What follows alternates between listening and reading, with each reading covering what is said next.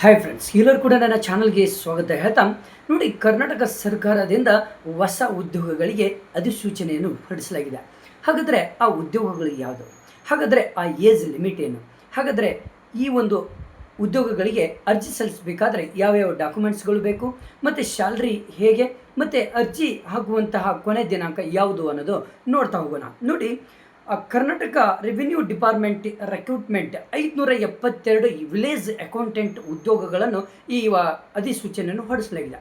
ಈ ಕರ್ನಾಟಕ ಸರ್ಕಾರದಿಂದ ಇದೇ ತಿಂಗಳು ಅಂದರೆ ಜೂನ್ 28ಕ್ಕೆ ಪ್ರಾರಂಭವಾದಂತಹ ಈ ಅಪ್ಲಿಕೇಶನ್ ಜುಲೈ 22ವರೆಗೂ ಕೂಡ ನಿಮಗೆ ಅಪ್ಲಿಕೇಶನ್ ಹಾಕಲಿಕ್ಕೆ ಅವಕಾಶ ಇದೆ.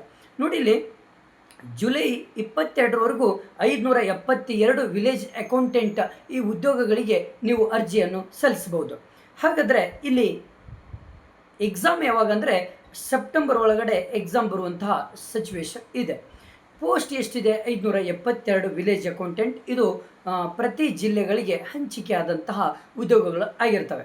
ನೆಕ್ಸ್ಟು ಎಜುಕೇಷನ್ ಏನಾಗಿರ್ತದೆ? ಹಾಗಾದರೆ ವಿಲೇಜ್ ಅಕೌಂಟ್ ನೀವು CT ಎಕ್ಸಾಮ್ ಬರೆದು ನೀವು ಉದ್ಯೋಗವನ್ನು ತೆಗೆದುಕೊಳ್ಬೇಕು ಅಂದರೆ ಈ ವಿಲೇಜ್ ಅಕೌಂಟಿಗೆ ಎಜುಕೇಷನ್ ಏನಾಗಿರಬೇಕು ಅಂದರೆ ಇಲ್ಲಿ ಮುಖ್ಯವಾಗಿ 12th ಪಾಸ್ ಆದರೆ ಸಾಕು. 12th ನೀವು BA ಇದು ಯಾವುದು, ಕಾಮರ್ಸ್ ಅಥವಾ ಆರ್ಟ್ಸ್ ಅಥವಾ ಸೈನ್ಸ್, ಈ 3 ಕೋರ್ಸಲ್ಲಿ ಯಾವುದಾದ್ರೂ ಒಂದು ಕೋರ್ಸ್ ಮುಗಿಸಿದರೆ ನೀವು ಆರಾಮಾಗಿ ಏನು ಮಾಡ್ಬೋದು, ವಿಲೇಜ್ ಅಕೌಂಟಿಗೆ ನೀವು ಅಪ್ಲಿಕೇಶನನ್ನು ಹಾಕಲಿಕ್ಕೆ ಅರ್ಹರಿರ್ತೀರ. ಹಾಗಾದರೆ ಏಜ್ ಲಿಮಿಟ್ ಎಷ್ಟಿರಬೇಕು? ಇದು ಭಾಳ ಇಂಪಾರ್ಟೆಂಟು. ಇವಾಗ ಏಜ್ ಲಿಮಿಟ್ ಎಷ್ಟಿರಬೇಕು ಅಂದರೆ 18 ವರ್ಷ ಮುಗಿದಿರಬೇಕು, ಹಾಗೆ 35 ವರ್ಷ ಒಳಗಡೆ ಇರಬೇಕಾಗತ್ತೆ. ಇದು ಭಾಳ ಇಂಪಾರ್ಟೆಂಟ್ ಇದು. ನೆಕ್ಸ್ಟು ಇಷ್ಟು ನಿಮಗೆ ಮಾಹಿತಿ ಗೊತ್ತಾದ ಮೇಲೆ ಈ ವಿಲೇಜ್ ಅಕೌಂಟಿಗೆ ಎಷ್ಟು ಪೇಪರ್ಸ್ಗಳಿರ್ತವೆ, ಎಷ್ಟು ಎಕ್ಸಾಮ್ ಬರೀಬೇಕು ಅನ್ನೋದು ತುಂಬ ಇಂಪಾರ್ಟೆಂಟ್ ಇರುತ್ತೆ ನಿಮಗೆ. ಹಾಗಾದರೆ ಈ ಎಕ್ಸಾಮ್ ಪ್ಯಾಟರ್ನ್ ಮತ್ತು ಸಿಲೆಬಸ್ ಬಗ್ಗೆ ಕೂಡ ಈ ಒಂದು ವಿಡಿಯೋದಲ್ಲಿ ನಿಮಗೆ ಮಾಹಿತಿಯನ್ನು ಕೊಡ್ತೇನೆ. ನೋಡಿ, ವಿಲೇಜ್ ಅಕೌಂಟಿಗೆ ನೀವು ಉದ್ಯೋಗವನ್ನು ತೆಗೆದುಕೊಳ್ಬೇಕು ಅಂದರೆ ಎಷ್ಟು ಪೇಪರ್ ಇರುತ್ತೆ ಅಂದರೆ ಪೇಪರ್ 1 ಮತ್ತು ಪೇಪರ್ 2 ಎರಡೂ ಪರೀಕ್ಷೆಗಳು ಇರ್ತದೆ. ಹಾಗಾದರೆ ಪೇಪರ್ 1 ಯಾವ ಒಂದು ವಿಷಯಕ್ಕೆ ಸಂಬಂಧಪಟ್ಟ ಹಾಗೆ ಇರ್ತದೆ ಅಂದರೆ ಪೇಪರ್ 1 100 ಮಾರ್ಕ್ಸಿಗೆ ಪರೀಕ್ಷೆಯನ್ನು ನಡೆಸ್ತಾರೆ. ಅಂದರೆ ಟೋಟಲ್ 2 ತಾಸುಗಳು ನಿಮಗೆ ಅವಕಾಶವನ್ನು ಕೊಟ್ಟಿರ್ತಾರೆ. 2 ಅವರ್ಸ್ ಅವಕಾಶವನ್ನು ಕೊಟ್ಟಿರ್ತಾರೆ. 100 ಪ್ರಶ್ನೆಗಳಿರ್ತದೆ. ಪ್ರತಿ ಒಂದು ಪ್ರಶ್ನೆಗೆ 1 ಮಾರ್ಕ್ಸ್ ಇರುತ್ತೆ. ಅಂದರೆ ಒಂದು ಪ್ರಶ್ನೆ ನೀವೇನಾದರೂ ತಪ್ಪು ರಾಂಗ್ ಮಾಡಿದರೆ 0.25 ಮಾರ್ಕ್ಸ್ ನಿಮಗೆ ಕಟ್ ಆಗುತ್ತೆ. ಯಾಕಂದರೆ ಕಟ್ ಇರುವಂಥ ಮಾರ್ಕ್ಸ್ ಕೂಡ ನಿಮಗೆ ಕಟ್ ಮಾಡ್ತಾರೆ. ಪ್ರತಿಯೊಂದು ಆನ್ಸರ್ ಕೂಡ ಅದರ ಮೇಲೆ ಮಾರ್ಕ್ಸ್ ಹೋಗುತ್ತೆ.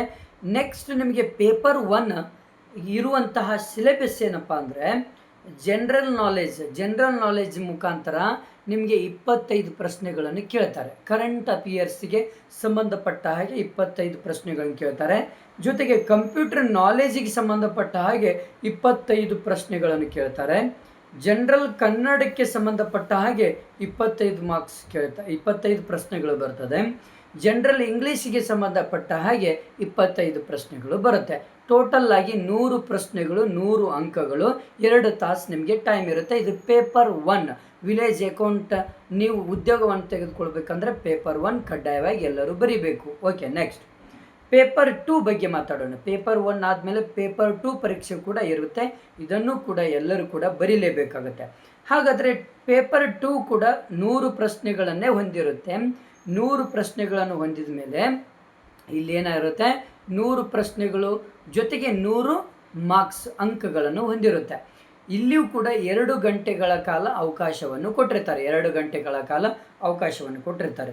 ಹಾಗಾದರೆ ಈ ಪೇಪರ್ 2ಗೆ ಯಾವ ವಿಷಯದಿಂದ ನಿಮಗೆ ಪ್ರಶ್ನೆಗಳನ್ನು ಕೇಳ್ತಾರೆ ಅಂದರೆ ಫಸ್ಟ್ 1 ಅರ್ಥಮೆಟಿಕ್ ಅಂದರೆ ಮೆಥಮೆಟಿಕ್ಸಿಂದ ನಿಮಗೆ 25 ಪ್ರಶ್ನೆಗಳನ್ನು ಕೇಳ್ತಾರೆ. ಸ್ಟ್ಯಾಟಿಸ್ಟಿಕ್ಸ್ಗೆ ಸಂಬಂಧಪಟ್ಟ ಹಾಗೆ 25 ಅಂಕಗಳನ್ನು ಕೇಳ್ತಾರೆ. ಲಾಜಿಕಲ್ ರಿಸೋನಿಂಗಿಗೆ ಸಂಬಂಧಪಟ್ಟ ಹಾಗೆ 25 ಅಂಕಗಳನ್ನು ಕೇಳ್ತಾರೆ. ರೆವಿನ್ಯೂ ಲಾ 25 ಅಂಕಗಳನ್ನು ಕೇಳ್ತಾರೆ. ಟೋಟಲ್ 100 ಅಂಕಗಳು ಆಯಿತು. ಈ ರೀತಿ ನಿಮಗೆ ಸಿಲೆಬಸ್ ಮತ್ತು ಪ್ಯಾಟರ್ನ್ ಇರುತ್ತೆ.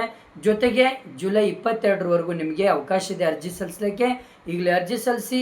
ಜೊತೆಗೆ ಈ ಎಲ್ಲ ಇಂಪಾರ್ಟೆಂಟ್ ಪ್ರಶ್ನೆಗಳು ಯಾವುದೆಲ್ಲ ಬರ್ಬೋದು ಅನ್ನೋದು ಕೂಡ ನನ್ನ ವಿಡಿಯೋದಲ್ಲಿ ಬರ್ತದೆ. ಈಗಲೇ ಸಬ್ಸ್ಕ್ರೈಬ್ ಮಾಡಿ, ನಿಮ್ಮ ಫ್ರೆಂಡ್ಸಿಗೆ ಶೇರ್ ಮಾಡಿ. Okay, thank you.